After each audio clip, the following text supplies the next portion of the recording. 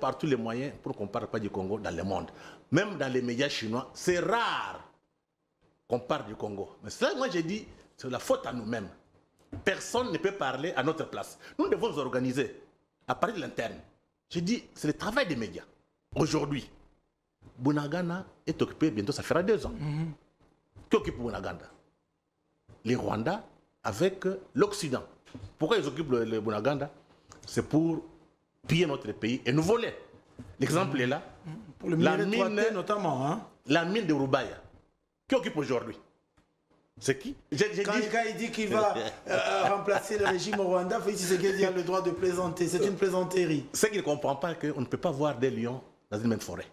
En Europe, j'ai un ami qui est au Canada qui m'a dit il y a un Canadien qui s'est plaigné de pourquoi le président parlait ainsi. Hein, c'est comme s'il n'a pas besoin de rester au pouvoir.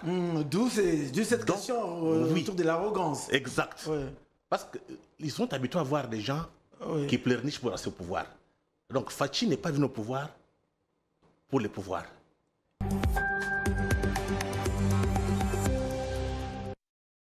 Lundi 13 mai, madame, monsieur, tout le plaisir est pour nous de vous retrouver. Plateau spécial, la qualité et la hauteur chez vous pour réfléchir autour de l'actualité en République démocratique du Congo. Comme tous les lundis, nous avons consacré ces numéros à la recherche de la paix à l'est de la République démocratique du Congo. Pour en parler, mon invité est déjà présent. Il s'agit de M. Freddy Mulumba. Lui, il est politologue, chercheur et écrivain, journaliste, ex-directeur général de la RTNC et Le Potentiel, ainsi que Télécite, un média privé de la capitale. Freddy Mulumba, bienvenue. Cher ami. Tout le plaisir pour nous de vous retrouver. Je suis très content d'être à côté de toi. En bonne santé? Oui, je m'importe bien. Encore une fois, vous revenez de Yaoundé au Cameroun. Je reviens de Yaoundé, oui. Il y a eu quoi là-bas? Non, nous comptons organiser une grande conférence avec les intellectuels africains pour tabler sur la question des grandes limitations géopolitiques dans l'Afrique centrale. Mais on prendra comme document de base les livres de Charles Wanana, Holocauste au Congo. Donc cela veut dire que si le Congo bougeait, automatiquement toute l'Afrique centrale doit bouger. Alors donc, d'ici là, on va donc voir ce que ça donnera, cette grande conférence que vous allez organiser. Et entre-temps, ces numéros revient exclusivement sur, on va dire comme ça, le passage ou le périple du président Félix Tshisekedi en Occident. Vous le savez, le président en Occident a été face aux différents médias. Il a été également face aux Congolais, devant qui il a répondu à certaines préoccupations. En attendant le deuxième invité, qui s'agira de l'ingénieur Christophe Ngoyi Mutamba, nous lançons déjà ces plateaux spécial, d'abord avec Félix Tshisekedi face à la diaspora congolaise, où Félix Tshisekedi parle d'une commission pour réfléchir sur le changement de la Constitution, ce qui m'amène justement à vous donner cette information. Oui, le présidium de l'Union sacrée s'est finalement réuni et a pondu un procès verbal qui donne les tickets du bureau définitif de l'Assemblée nationale, Vital Kamerhe Lwaka Nyingini comme président du bureau, premier vice-président, prof. Dr Isaac Jean-Claude Tshulumbayi Moussaou, deuxième vice-président, Christophe Mbosso Kodiampwanga, rapporteur Jacques Njoli, rapporteur adjoint, un poste qui revient donc à l'opposition. Le questeur sera Serge Bahati Maïngende, et puis le questeur adjointe Caroline Bemba Wale. Il s'agit là donc de la questeur adjoint. Alors ces tickets du bureau est finalement sorti. La question que je pose justement à mon invité, n'est-ce pas que, on va dire comme ça, les politiques congolais ont entendu trop longtemps ce qui donne justement au président Félix Tshisekedi face à la diaspora de dire qu'il faut une commission pour réfléchir sur le changement de la Constitution? Oui, je pense que il est normal. Il est normal qu'on puisse retoucher la Constitution, qu'on puisse revoir certaines dispositions. Il ne faut pas oublier que cette Constitution émane de ce qui s'est passé en Afrique du Sud. Nous, j'étais au potentiel, aux gens les potentiels, nous savons dans quelles conditions ça a été élaboré. C'est avec nos amis de l'Université de Liège, en particulier Bob Kabamba qui était à la manœuvre, il y avait l'ambassade de la Belgique. Et vous savez, quand quand une constitution est élaborée à partir des étrangers, vous connaissez, il y a toujours des pièges. Donc il faut revoir cette constitution, réviser pour qu'on enlève tous ces pièges et qu'elle soit là pour résoudre les questions et organiser notre propre société. Donc la constitution de 2006, c'était pour résoudre une crise. Parce qu'il y avait la guerre à l'Est, et vous avez vu que les Rwandais, tout comme toute la rébellion a beaucoup pesé sur l'élaboration de cette constitution, avec la complicité de nos amis occidentaux, qui estiment toujours qu'il faut contrôler tout ce qui se passe au Congo. Donc, il faut maintenant que les Congolais se prennent en charge, s'organisent, et j'estime que pour la première fois, comme nous avons quelqu'un qui a une volonté très claire, Félix-Antoine Tshisekedi Tshilombo, on est sûr que c'est une constitution faite par les Congolais et pour les Congolais et pour le Congo. Et donc pas d'inquiétude comme laisse entrevoir notamment l'opposition et on va dire certains prélats de l'Église catholique. Ouais, mais quant à cette idée de la révision constitutionnelle. Nous sommes dans une démocratie, c'est normal qu'ils parlent. Mais je pense qu'il serait mieux de faire ce qui est un débat public, un débat dans des médias. Et je préfère que ce débat soit fait autour de la Constitution, mais avec des hommes qui maîtrisent les enjeux, qui sont compétents en matière. Les drames chez nous, tout le monde s'est dit constitutionnaliste, voilà. Alors qu'il ne l'est pas. Donc on fasse appel à ceux qui maîtrisent la matière, avec ceux qui ont l'expérience, qu'on engage un débat public. Je pense que nous aurons une bonne constitution, parce que maintenant, il faut sauver notre pays, il faut organiser notre société. Alors, Félix Tshisekedi s'est retrouvé en Allemagne face aux journalistes, n'est-ce pas, de la Deutsche Welle. Deutsche Welle, oui. Voilà, alors il est revenu sur cette question de l'Allemagne d'Afrique. Après un mandat, Félix Tshisekedi parle encore de l'Allemagne d'Afrique, alors qu'il est beaucoup critiqué sur cette question justement. Il dit pouvoir s'ouvrir à l'Allemagne justement pour permettre notamment l'éclosion des infrastructures routières et j'en passe. Est-ce que Félix Tshisekedi ne devrait-il pas plutôt avoir honte de revenir sur cette Allemagne d'Afrique, un sujet de moquerie pour l'opposition? Les gens ne comprennent pas. Vous savez, dans la construction de l'Union européenne, ou de l'Europe, les piliers, c'est l'Allemagne. Les Allemands, aujourd'hui, sur le plan économique, la plupart des penseurs, des philosophes occidentaux sont allemands. Et l'industrie européenne a comme base l'industrie allemande. Donc, c'est grâce à l'Allemagne que l'Europe tient debout. Donc, c'est les piliers. Quand le président Félix parle du Congo, et les gens ont tendance à oublier, il dit le Congo, c'est l'Allemagne de l'Afrique. Je voudrais faire du Congo l'Allemagne d'Afrique. Exact. Oui. Donc, il y a un penseur africain, je pense, le nom m'échappe, mais ça va revenir, Franck Fanon. Oui. Il avait dit l'Afrique a la forme d'un revolver dont la gâchette se trouve au Congo. Au Congo. Nous avons tout. Nous sommes au cœur de l'Afrique. Sans le Congo, l'Afrique ne pourra jamais démarrer.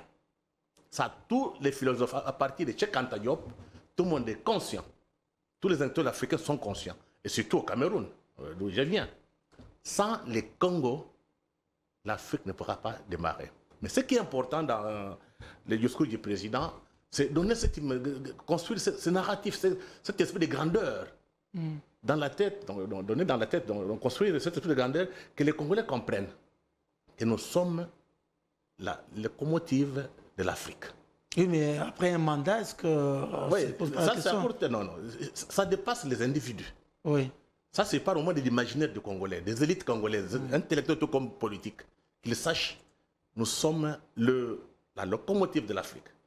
Au Cameroun, ce qui est frappant, Quand j'ai passé au Cameroun, les Camerounais, tu vois, l'État camerounais n'est pas très grand. Hein, ils peuvent entrer chez nous 4 fois ou bien 5 fois.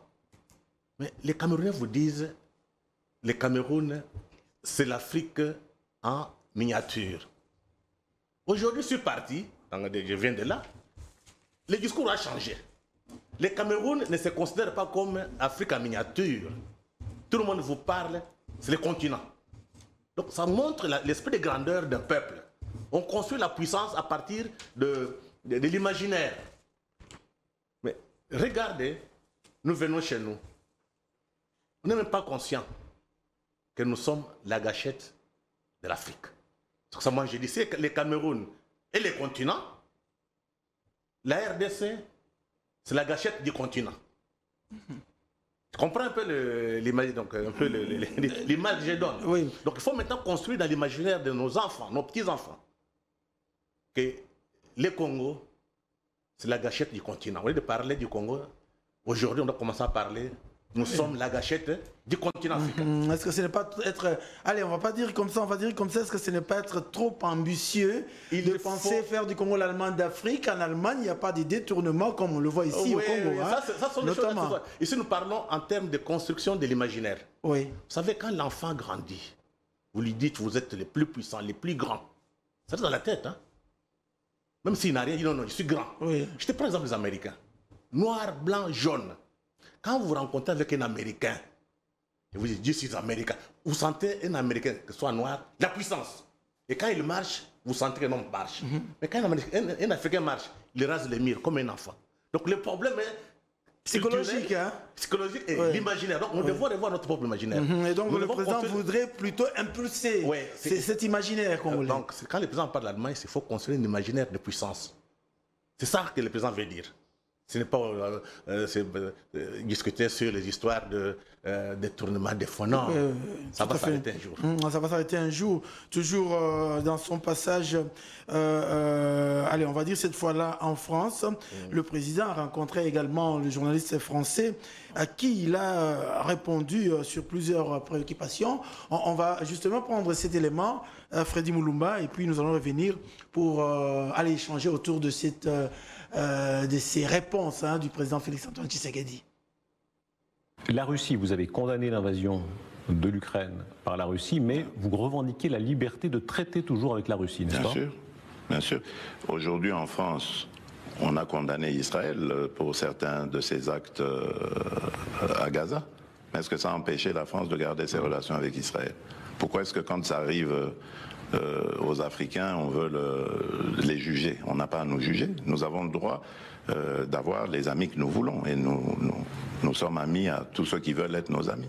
Bientôt, il y aura à nouveau un forum où les Africains seront conviés avec les Russes. Est-ce que vous irez? Oui, je vais m'y rendre, oui. Ce sera peut-être en juin, je crois. Voilà. Pourquoi maintenir ce lien? Pourquoi est-ce que vous le maintenez, même si tant d'Occidentaux voudraient? Parce que le maintiennent aussi. Les Russes veulent de l'amitié avec l'Afrique et avec la RDC. Pourquoi est-ce qu'on va la leur refuser? Il n'y a pas de raison. La progression de Wagner en Afrique ne vous fait pas peur?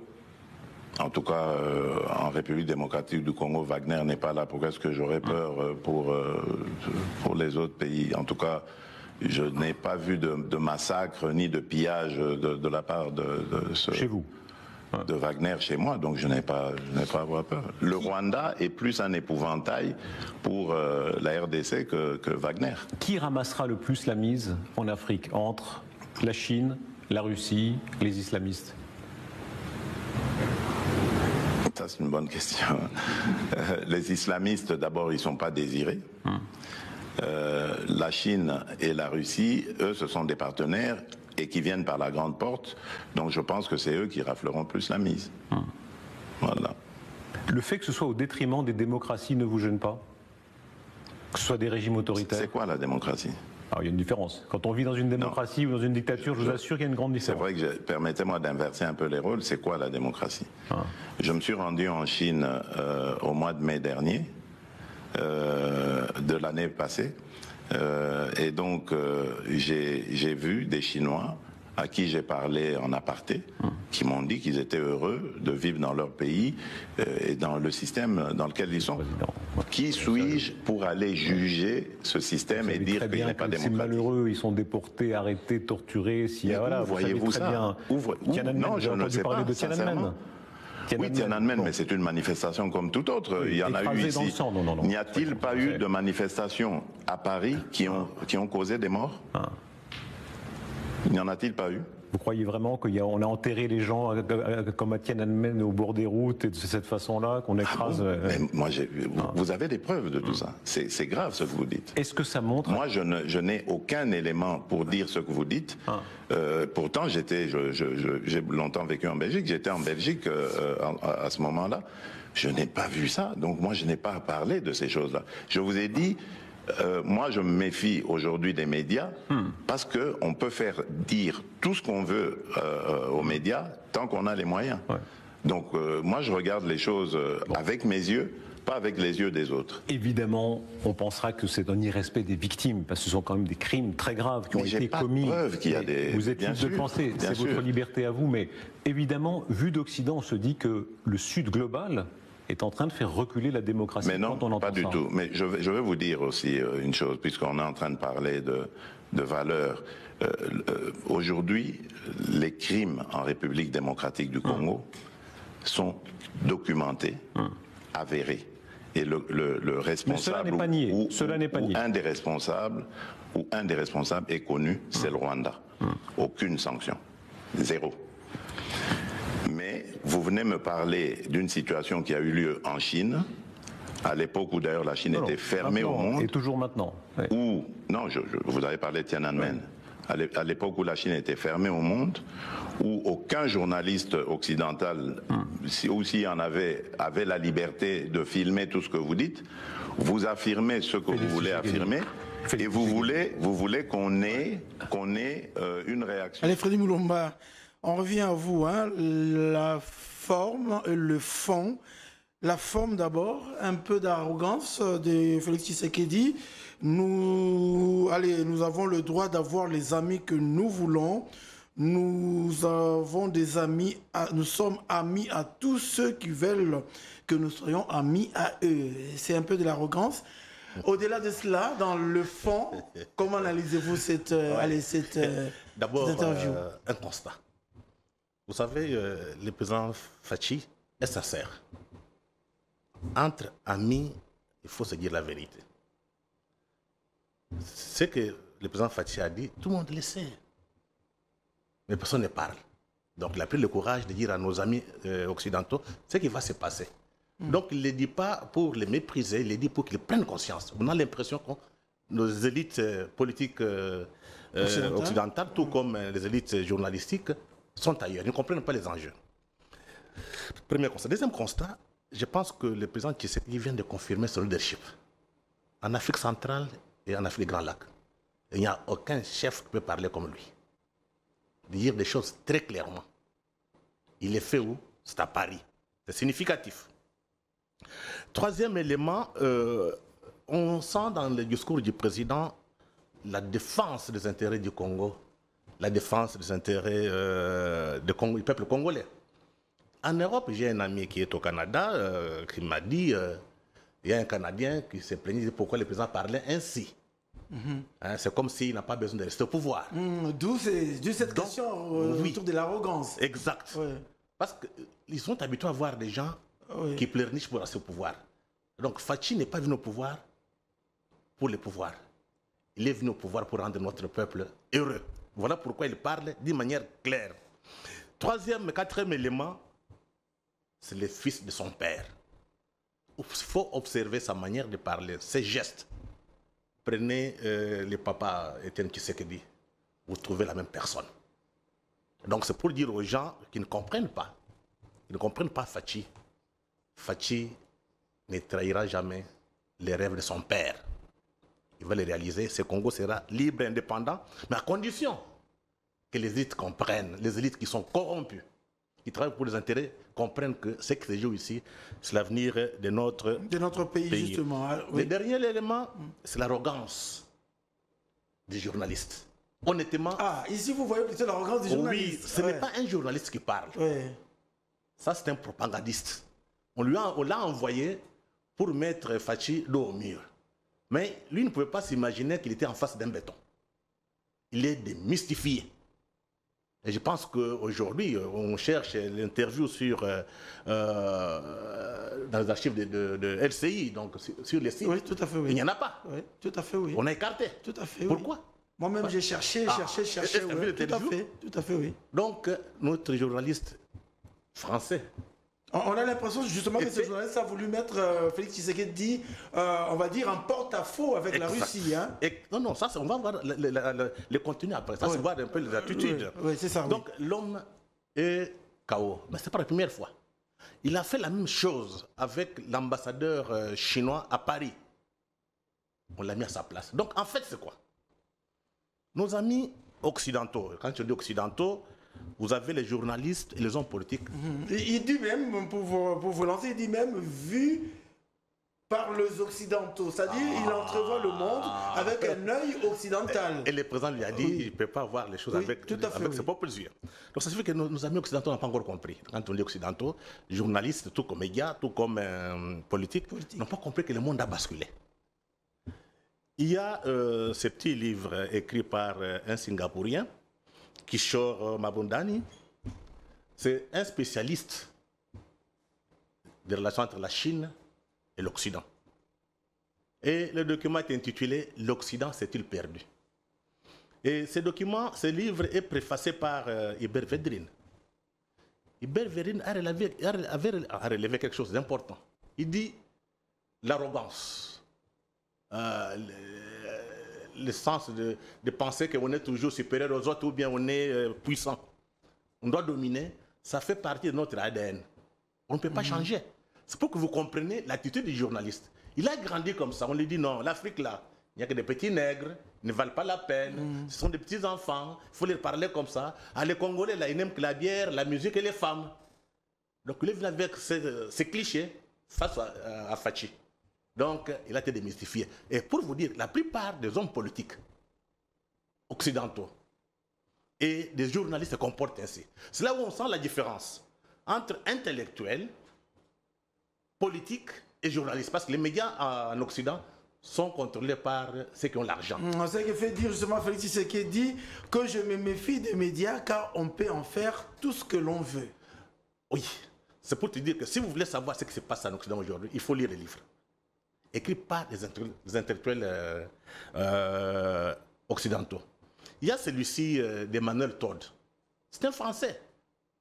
La défaite de l'Occident. Je peux voir. Hein? Jusqu'à présent, nos amis n'ont pas compris que ils sont en difficulté.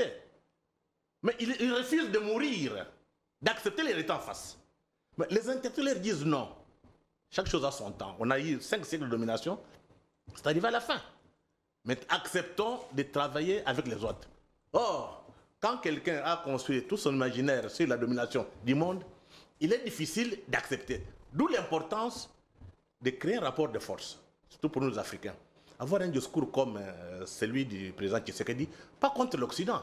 Ce sont nos amis. Oui. On dit, vous êtes en train de tomber dans un piège, il faut vite vous ressaisir. Donc, à un ami, il faut lui dire la vérité.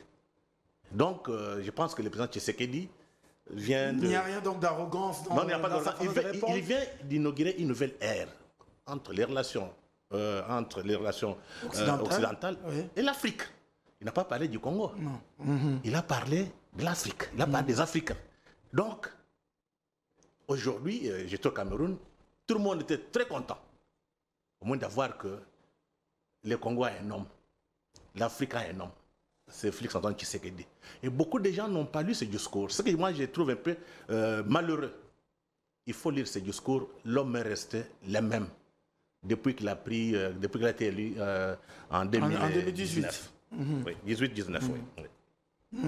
Il est resté le même. Hein. On va parler là, vous avez parlé de l'aspect forme. On va parler du fond maintenant. Félix Tshisekedi dit il y a 2 poids, 2 mesures. Quand il s'agit de l'Occident, vous vous dites que non, bon, c'est tout à fait normal. Mais quand il s'agit des Africains, il faut le taper sur le doigt pour dire que non, bon, ça ne concerne que les Africains.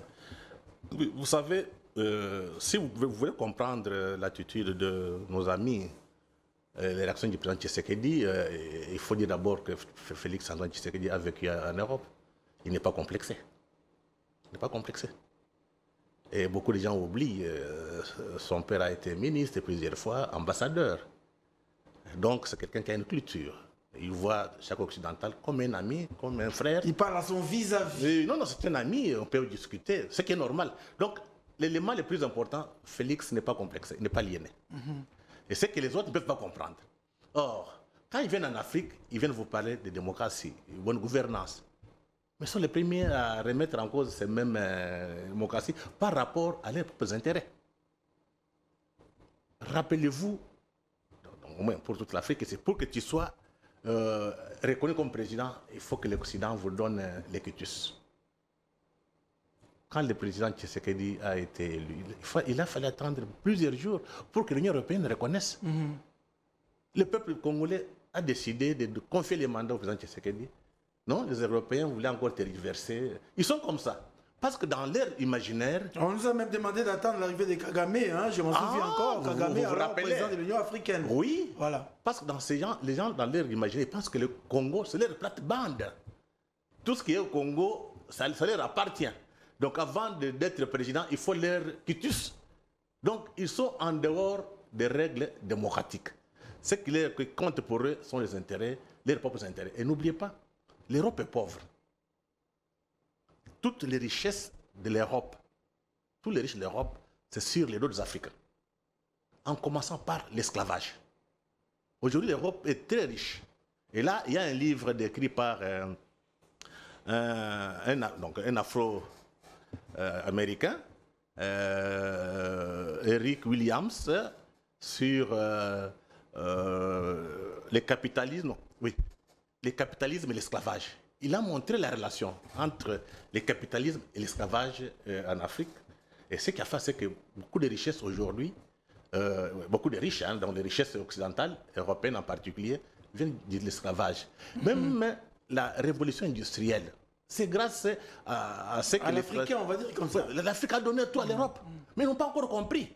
Mais ce qui est un peu très difficile pour eux de comprendre, vous voyez, ils ont fait l'esclavage, la colonisation, jusqu'au jour où ils nous dominent, pour nous exploiter. Ils sont dans un style du capitalisme, ce qu'on appelle accumulation par des possessions. Donc, ils doivent avoir tout, nous, on ne doit rien avoir. Mais ce cycle est arrivé à la fin. Et c'est la Chine qui apparaît avec notre cycle. Et le président justement de la République a parlé de la Chine à la question de savoir qui va gagner la mise entre la Russie, la Chine et les islamistes. Exact. Le président, lui, il dit d'ailleurs que c'est une bonne question. Oui, la Chine n'a pas fait de guerre, n'a pas colonisé. La Chine n'a pas pillé à l'extérieur. Mais la Chine est riche. Et elle s'est organisée. Mais comment la Chine est devenue riche? Parce qu'on quitte maintenant l'Occident, c'est construit sur les richesses des autres, sur sa domination. Il faut aller piller, accumuler contre les autres. La Chine est dans une vision de gagnant-gagnant. Il faut s'enrichir, l'autre doit s'enrichir. Donc c'est un nouveau système, donc, on peut dire économique, dans le sens qu'on peut parler de la nouvelle économie basée sur la connaissance et la science. La Corée du Sud et l'Afrique sont riches. Sans piller, sans colonie. Tout comme l'Allemagne. L'Allemagne est riche, sans colonie, sans piller. Donc c'est cette nouvelle ère qui s'annonce que beaucoup d'Occidentaux n'ont pas encore compris. Alors on va revenir justement sur Félix Tshisekedi. On lui pose la question sur le président Poutine. Va-t-il rester dans le jeu international? Peut-il, Poutine donc, rester dans le jeu international comme tout président, n'est-ce pas? Félix, lui, il voit plutôt Kagame. Pourquoi cette comparaison? On lui pose la question, n'est-ce pas? Poutine peut rester dans le jeu international comme tout président. Pourquoi fait-il allusion à Kagame au risque que l'on lui dise qu'il voit Kagame partout? Non, c'est l'erreur qu'on commet. Qu'on commet comme d'analyse. Donc si le président a parlé de Kagame, c'est par hasard. Imaginez-vous, nous disons, nous sommes les amis, les Occidentaux sont nos amis. On fait des affaires avec eux. Est-il normal? Les gens avec qui vous faites des affaires vont vous faire la guerre. Et cette guerre passe par Kagame. Des pillages. Qui sont dedans? Ce ne sont pas les Russes. Ce n'est pas Poutine qui soutient Kagame contre nous. Ce n'est pas Poutine qui a tué 10 millions de Congolais. Ce n'est pas Poutine qui a violé 500 000 femmes congolaises. Ce n'est pas Poutine qui est à la base de 9 millions de déplacés internes. Qui sont à la base? C'est l'Occident. En commençant par la France, qui a signé... D'abord, je préfère que nos amis congolais lisent ce rapport. Minerais de sang, les blanchiments de minerais traités par les Rwandais et entités privées. Je pense... Minerais de sang. Tout le monde voit le massacre à l'est du Congo, mais tout le monde s'était le blanchiment de minerais traités par le Rwanda et des entités privées. Donc, c'est un rapport donc, que l'on recommande aux Congolais de lire. Hein? Oui, il est sur Internet, hein, parce qu'au lieu de passer le temps à s'insulter, on doit apprendre à lire. Il est sur Internet. Ça, on comprendra qu'est-ce que le président voulait dire. Ici, on démontre clairement, ce ne sont pas des Congolais, que tous les minéraux passent par les Rwandais, qui sont à la base. Il a dit qu'il existe des rapports documentés. Oui, vous avez quelques hommes d'affaires occidentaux qui sont bien connus, qui ont des entreprises au Rwanda. Vous avez Google, qu'on appelle ici Apple et d'autres compagnies occidentales qui achètent les coltans du sang. Personne ne parle. Mais ils vont parler de Poutine, pourquoi? Poutine ne tue pas les Congolais. Au moins, il est à l'Ukraine. Voilà pourquoi on pose la question s'il peut continuer à jouer le jeu international. Ce qui est normal. Il a intégré l'Ukraine. Les journalistes n'ont pas compris. Le monde a basculé. Nous entrons dans un monde multipolaire. Actuellement, on ne parle pas de non-alignement. Il faut s'aligner sur plusieurs puissances. Donc, multi-alignement en quelque sorte. Nous sommes dans l'obligation de travailler avec la Chine, avec l'Amérique, avec la Russie, avec tous les pays du monde. Là où nous travaillons, c'est pour nos propres intérêts, on ne travaille pas pour les autres. Mais la plupart des Occidentaux sont restés encore dans... Ils pensent avec des schèmes de pensée de la guerre froide ou bien de la colonisation. Ils ne peuvent pas accepter que nous travaillons avec la Chine, avec la Russie. Alors qu'eux, ils sont des menteurs. Le pétrole russe est vendu à l'Europe. Ils achètent le pétrole russe, mais ils ne veulent pas dire la vérité. Oui, ils achètent le pétrole russe, mais quand Fatih, il lui pose la question s'il doit maintenir la relation. Mais il est normal qu'eux parlent avec les Russes, pas nous. Ça signifie qu'ils pensent que nous sommes des hommes inférieurs. Nous sommes des enfants et ils sont des papas. Mais ils sont partis en Chine. Les Américains, dernièrement, il y a eu toutes les grandes personnalités américaines, intellectuels comme politiques, étaient partis en Chine, en commençant par les patrons de la CIA. Et vous avez Blinken, il y a eu les hommes d'affaires, les trois grands, Bill Gates et les autres, sont partis voir Xi Jinping. Il y a encore les derniers, c'est Kissinger, à 100 ans, il est parti demander aux Chinois pour qu'ils puissent dialoguer. Parce que la Chine est en position de force. Et ils trouvent que c'est normal qu'ils partent. Nous, on ne doit pas partir. Non, ça marche pas. Ils trouvent que c'est normal qu'eux partent malgré l'accusation que le journaliste a portée sur la Chine, justement. Oui, mais... Quand il parle de la dictature plutôt que de la démocratie. C'est comme ça que j'ai dit, il faut lire ces livres ici. L'Occident s'est-il perdu? C'est un débat houleux. En Occident, la presse occidentale est perdue. Mais les intellectuels comprennent où est-ce qu'on part. C'est terminé, les cycles. Ils ont fait 5 siècles, ils ont dominé le monde, c'est terminé. Maintenant, il faut qu'ils acceptent que d'autres puissances peuvent émerger. Et surtout, les Africains ne vont pas rester bras croisés. Hein? Donc, ils ne veulent pas accepter ça.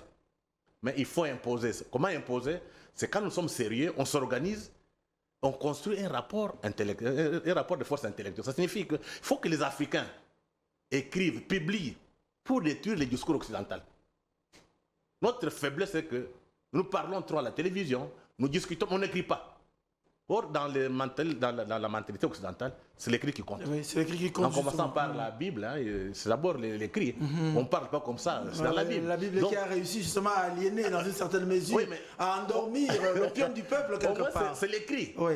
Donc nous devons adopter ces attitudes-là, tout comme les Chinois, c'est l'écrit. Nous devons, au lieu de parler trop, écrire. Après débat comme on le fait là, un article, un livre sort dans la presse pour expliquer aux gens ce qui se passe réellement et expliquer à notre peuple. Parce que le problème, ce n'est même pas l'Occident. En Occident, les intellectuels comprennent. Mais viens en Afrique, vient au Congo. Les gens qui pensent encore qu'aujourd'hui, l'Europe est encore une puissance. C'est fini. La seule puissance en Europe, c'est l'Allemagne. Si nous voulons traiter aujourd'hui, on traite avec les Allemands. Et puis, ils sont très rigoureux. Ils ne sont pas comme les autres qui viennent pour corrompre, faire des pressions. Non, les Allemands ne sont pas comme ça. Les Allemands avancent bien avec...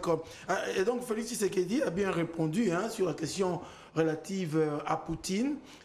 Pour le journaliste, puisque Poutine s'attaque à l'Ukraine. Et donc, Félix Tshisekedi devrait ne plus coopérer avec lui. Et Félix Tshisekedi dit, mais pourquoi vous ne parlez pas du Rwanda, dont le rapport, autant des rapports sont avérés, justement? Mais est-ce que c'est le travail d'un journaliste de poser de telles questions? Ce n'est pas un journaliste. Il porte les projets des gens qui sont en coulisses. Donc en fait, ce n'est pas le Rwanda, c'est l'Occident. Nous sommes en guerre contre l'Occident. Au moins une partie, pas tout l'Occident. La population occidentale ne connaît pas ce qui se passe en Afrique parce qu'elle-même est sous-informée. Regarde les médias, là, si vous suivez les médias occidentaux, on ne parle pas du Congo. Imaginez-vous si ces médias pouvaient parler du Congo chaque jour. Les choses allaient changer. On a fait par tous les moyens pour qu'on ne parle pas du Congo dans le monde. Même dans les médias chinois, c'est rare qu'on parle du Congo. Mais ça, moi j'ai dit, c'est la faute à nous-mêmes. Personne ne peut parler à notre place. Nous devons nous organiser à partir de l'interne. J'ai dit, c'est le travail des médias. Tous les médias congolais, privés tout comme publics, doivent changer de narratif. Des narratifs, voilà. Ça signifie quoi? Nous devons être sur le terrain, faire des reportages, montrer à notre peuple, donner l'information. Nous devons faire appel à des spécialistes pour expliquer les enjeux. Jusqu'à présent, à Kinshasa, les gens n'ont pas compris que le Congo, c'est un enjeu. Je vois les gens qui se battent pour des postes politiques, on a volé par-ci, par-là. On est ailleurs. Mais on oublie aujourd'hui. Bunagana est occupé, bientôt ça fera 2 ans. Qui occupe Bunagana? Les Rwandais avec l'Occident. Pourquoi ils occupent le Bunagana? C'est pour piller notre pays et nous voler. L'exemple est là. Pour le mine notamment. La mine de Rubaya. Qui occupe aujourd'hui? C'est qui? C'est les Rwandais, les militaires rwandais, les négriers états modernes, avec les militaires occidentales. C'est ces militaires qui s'enrichissent sur les dos du peuple rwandais et sur les dos du peuple africain. Mais ce qui est un peu très... Sur le dos du peuple congolais. Et congolais, bien entendu, oui. Et ce qui est un peu très dramatique, c'est de voir que les mêmes personnes qui viennent vous donner les leçons de démocratie, les leçons de droits de l'homme, ils vont là à Kigali signer des accords. Ah oui, mais justement, c'est ça ma prochaine question. Lorsque vous dites que la France a condamné Israël, mais cela ne l'a pas empêché de poursuivre avec ses relations. La RDC a fait de même avec la Russie, vous l'avez affirmé. Cela ne l'empêche pas non plus de poursuivre avec ses relations. Et donc aujourd'hui, si l'on condamne le Rwanda par la France, par la Pologne, par les États-Unis, n'empêchez pas non plus à ces pays de poursuivre avec ses relations avec le Rwanda. Non, ce qui est vrai. Toutes choses étant égales par ailleurs. Prenons le cas de la France. Pardon. La France a fait voter au niveau de l'Union européenne, on donne à peu près 20 millions d'euros soutien au Rwanda. Tout à fait. La France avait donné un budget de 420 millions d'euros, soutenant les opérations au Mozambique. Mais c'est les Rwandais, avec l'armée rwandaise qui sous-traite. Tu vois? Donc Kagame et les Rwandais jouent maintenant le rôle des négriers états modernes. La France n'est pas là.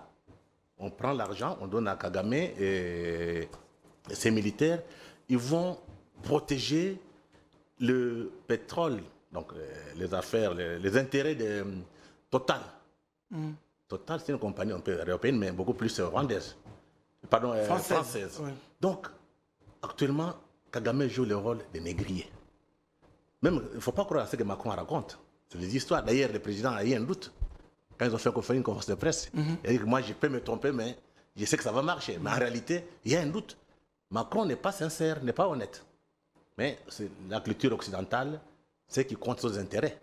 Ce sont les intérêts pour les États. Donc, il ne faut pas être naïf. Ils trouvent qu'avec les Rwandais, il fait beaucoup d'argent. Avec le Congo, ce n'est pas possible. Ils vont parler avec le Rwanda.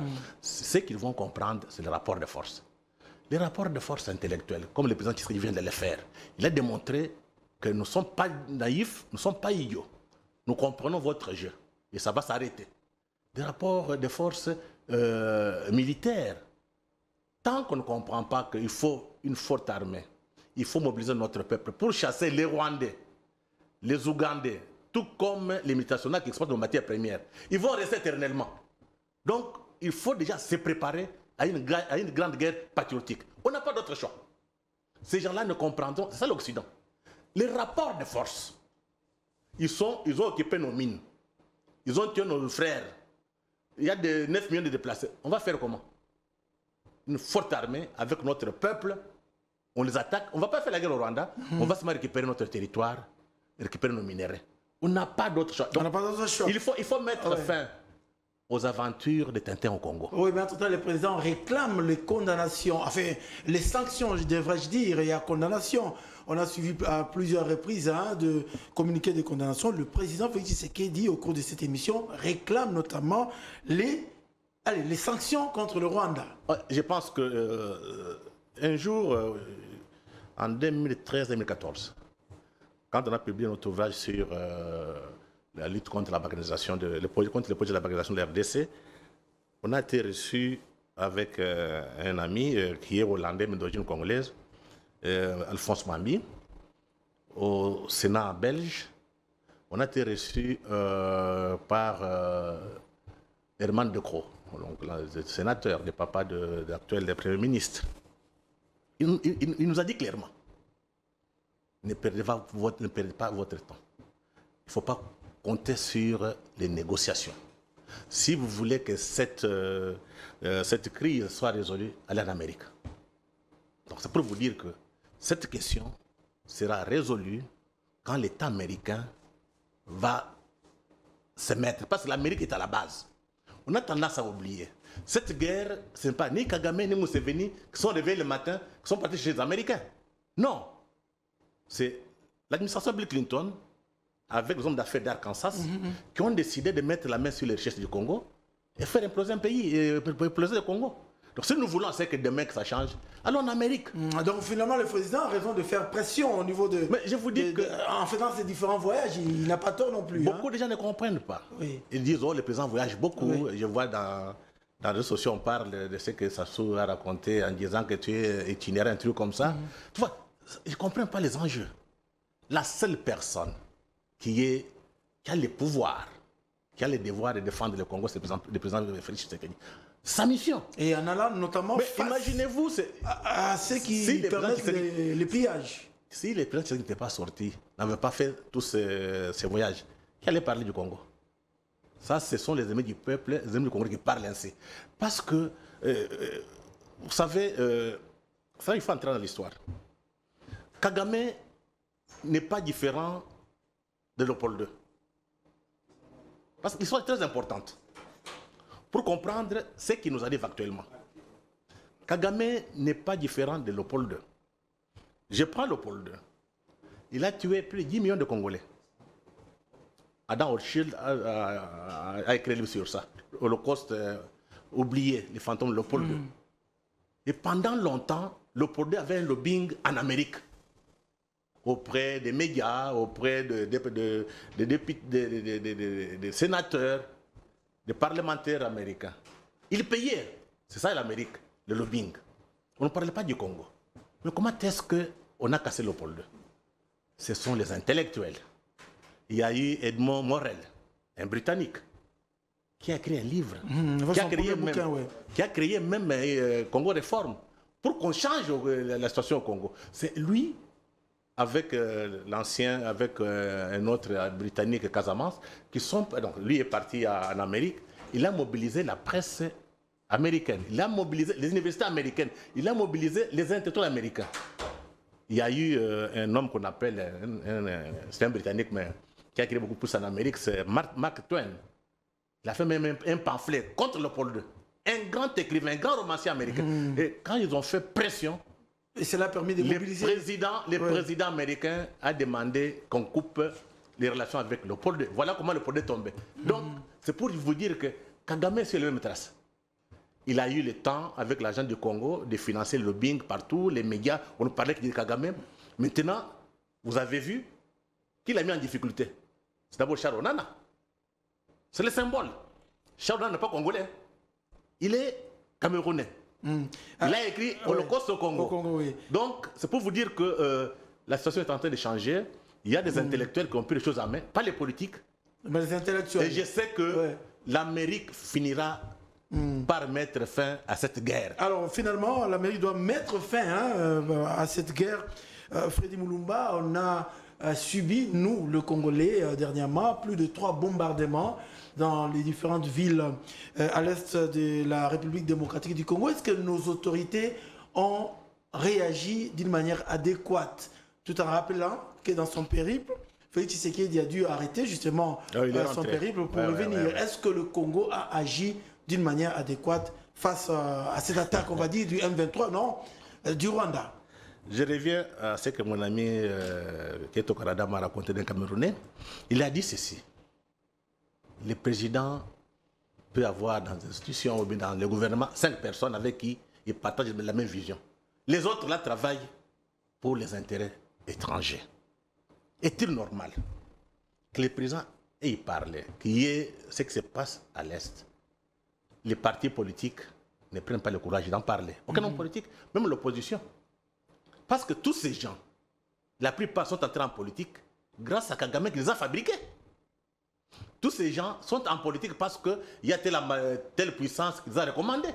Voilà pourquoi, quand le président parle, personne ne reprend. Donc, je pense que le moment est arrivé que les intellectuels, le peuple, reprennent les choses en main. Ça signifie que nous devons apprendre à défendre nos intérêts. Il ne faut pas attendre que les politiciens qui, pour la plupart, travaillent pour les intérêts étrangers, parlent de nos affaires.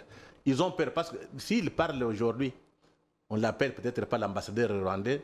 Ah, mais mon cher ami, il ne savait pas que tu étais comme ça. Hein? Et l'ambassadeur belge appelle. Ah non, mais ton discours là n'est pas correct. Hein?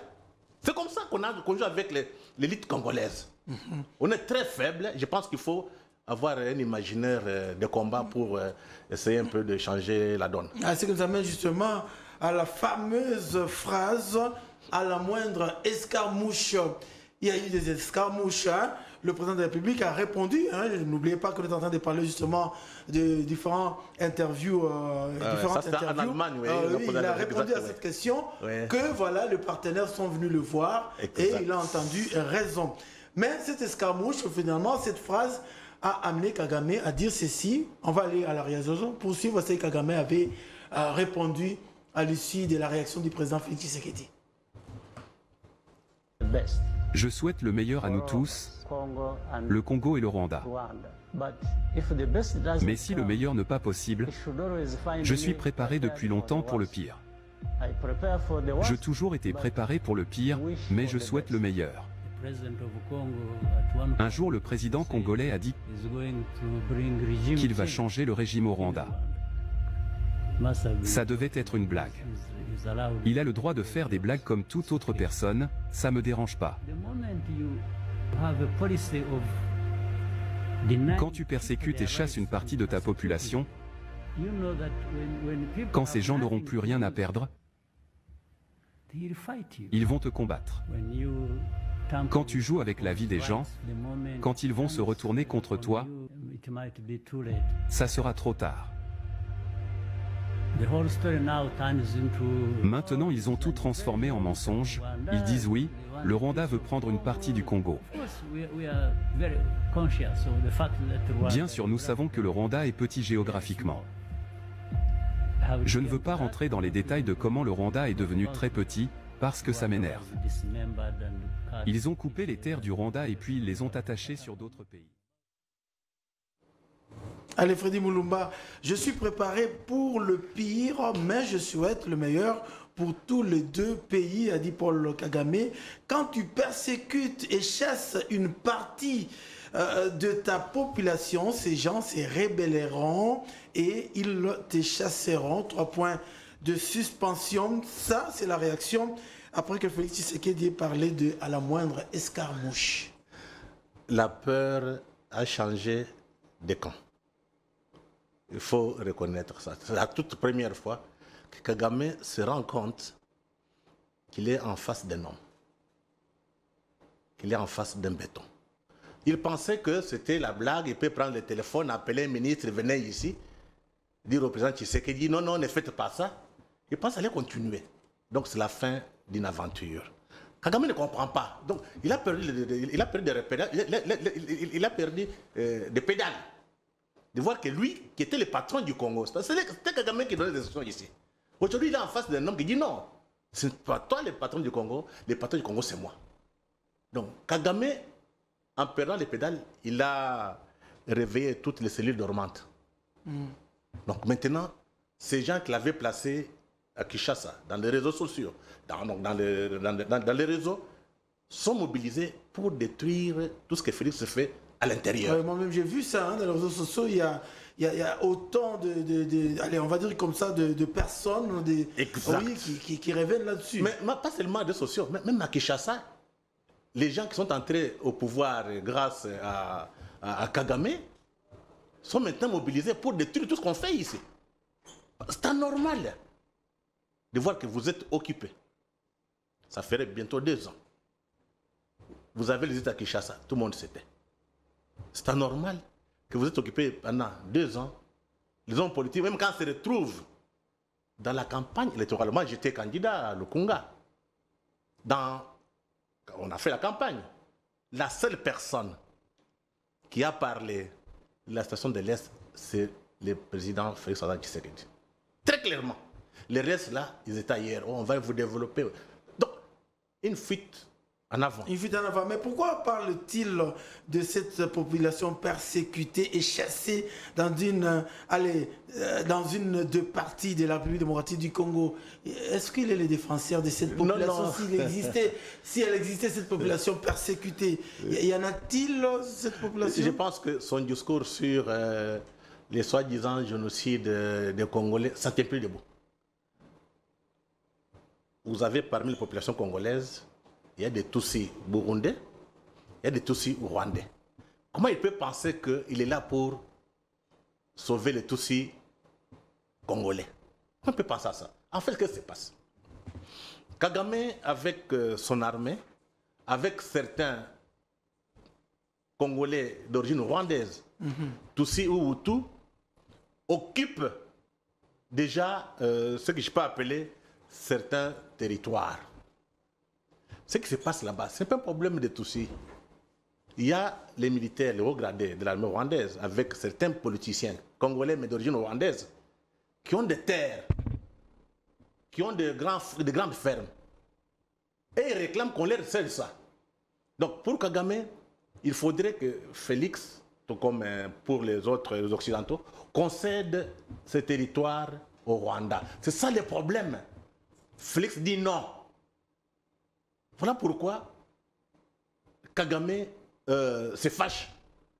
Mais il a oublié une leçon de l'histoire. On finira par le mettre hors d'état de nuire. Il dit que Félix Tshisekedi a le droit d'aller de plaisanter. Quand il dit qu'il va remplacer le régime au Rwanda, Félix Tshisekedi a le droit de plaisanter. C'est une plaisanterie. Ce qu'il ne comprend pas, c'est qu'on ne peut pas voir des lions dans une même forêt.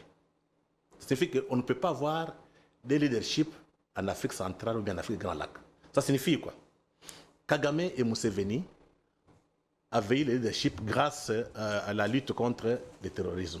C'est un paradigme monté dans le monde, en Amérique. On les a utilisés. Maintenant, nous entrons dans un nouveau paradigme. La compétition ou bien concurrence entre grandes puissances. On n'a pas besoin ni de Kagame, ni de Museveni. Ils n'ont pas encore compris ça. On a besoin du Congo. Et quand on a besoin du Congo, on a besoin d'un leader qui s'appelle actuellement Fachi. On n'a pas d'autre choix. Il ne faut pas se tromper d'époque. Il faut lire les signes des temps. Cette population se rébellera, on va terminer peut-être là-bas. Cette population ou ces gens se rébelleront, c'est ça non? Et ils te chasseront, il fait allusion à qui? Au M23, à Nanga et que sais-je encore? Il se trompe. La différence c'est quoi? Félix ne vient pas ni d'un coup d'État, même pas d'une rébellion. Félix vient de la volonté du peuple. Félix n'a pas fait la guerre. Je te prends l'exemple un peu très précis. Quand Mosé Kabila venait ici, les Belges, donc les troupes belges, françaises et américaines étaient à Brazzaville. On est parti voir Etienne Tshisekedi pour lui demander non, tu peux prendre le pouvoir. Etienne leur a dit non, moi j'aime la démocratie, je ne prendrai pas le pouvoir. Voilà pourquoi Kabila est arrivé à Kinshasa grâce à l'AFDEL. Donc actuellement là, c'est le peuple qui est derrière Fachi. Tout ce qu'il raconte dans les médias là, il se trompe. Les jours où on va lancer un mot d'ordre, le peuple, prenez-vous en charge. Je pense que même les Occidentaux, là, ils seront en dehors de ces pays. Donc, il est temps de comprendre que les choses ont changé. Entre amis, on se dit la vérité pour qu'on construise un avenir meilleur pour nous, Congolais, pour nous, Africains, et pour nos amis chinois, nos amis russes et nos amis américains. Donc, le monde a basculé. Ce sont des réalités, ça fait partie de l'histoire des civilisations. Actuellement, c'est la Chine qui a le vent en poupe. Allez, on n'a pas d'autre chose. À quand finalement une solution pour la République démocratique du Congo, à court, à moyen ou à long terme, selon vous, en tant qu'analyste? Non, je pense... Au regard de ces enjeux, hein, justement... Pour le moment, la première chose à faire chez nous, il faut nettoyer trop d'infiltrés. Donc nous sommes faibles parce que les vers dans les fruits. Il faut enlever ces vers, reconstituer nos troupes, redynamiser l'imaginaire des Congolais. Je pense qu'on va commencer à nous respecter. Ce que nous cherchons, ce n'est pas dominer les autres. Qu'on nous respecte au moins. Qu'on profite de nos richesses pour que notre peuple vive dans de meilleures conditions. Ce n'est pas normal. Quand vous faites les tours de Kinshasa, les tours de province, mais quelle pauvreté. Les étrangers s'enrichissent, ils ont nos banques, ils ont nos mines, et notre population meurt de faim. Et ça doit s'arrêter. Allez, Freddy Mulumba, on a terminé. Peut-être un mot d'espoir. Oui, il y a l'espoir. Je pense que c'est en relisant l'histoire. Donc, il y a eu une période de domination, il y a une crise. Je pense qu'on va renaître, mais à condition que nous-mêmes qu'on prenne conscience, parce que personne d'autre ne viendra nous sauver. Donc, si nous voulons demain que les choses fonctionnent, qu'on devienne quand même un pays stable, il faut que l'élite ait une certaine conscience, une conscience historique. Donc, c'est le travail des élites intellectuelles d'abord, et des élites politiques qui doivent toutefois tenir compte de ce que les autres disent. Voilà.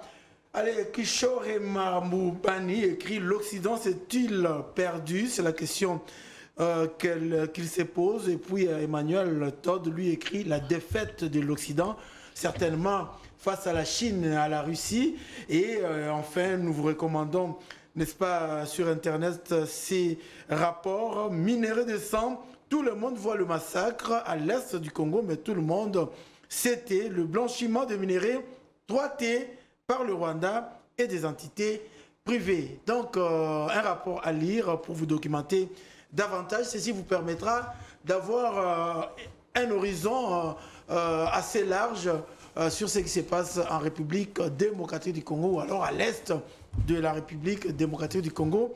Freddy Mulumba, merci Je vous en prie, de nous éclairer davantage. Je vous en prie. Vous êtes politologue, chercheur et écrivain, journaliste et ancien directeur général de la RTNC. Merci à vous, amis téléspectateurs.